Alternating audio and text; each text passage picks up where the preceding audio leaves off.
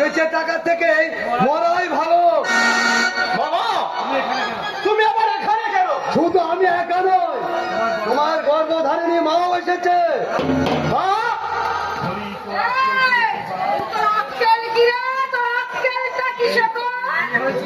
কি হয়েছে? তুই না বলেছিলি ওই পুরোনো বাড়িটা বেচে দিয়ে টাকাগুলো সব আমার নামে ব্যাংকে রাখবি? আরে দিদি, তুই মেয়ে ছেলে মানুষ, এই টাকা পয়সা নিয়ে তুই কি করবি বলদিনি? হ্যাঁ রে শেখর, এই জন্যে কি আমি অমুকের সিন্ধুকে ভেঙে তোকে দলিল কালা দিয়েছিল? শেখর বাবাজি, আপনাদের ফেলবে না বউটা। তুমি থাকো, থামো বাচ্চা, তুমি থামো। কি ভাবছিস শেখর? বল বল, কি ভাবছিস? আমি জানতে চাই। আরে যাও যাও, আমাকে এখন বিরক্ত করো না। সে কি তুমি চলে যাচ্ছ যে বাবাজি?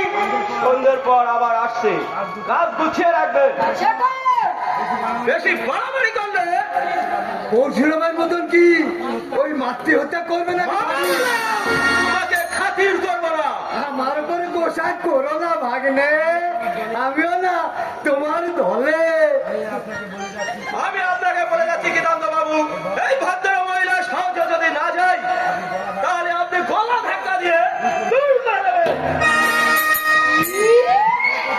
এত বড় অপমান! বলি, ও ডাক্তার, ডাক্তার, তুমি তো কতদিন আমার বাড়ি গিয়ে ভাত খেয়ে এসেছো। বলি, যাও না, তুমি আমার ছেলেটাকে একটু বোঝাও ডাক্তার।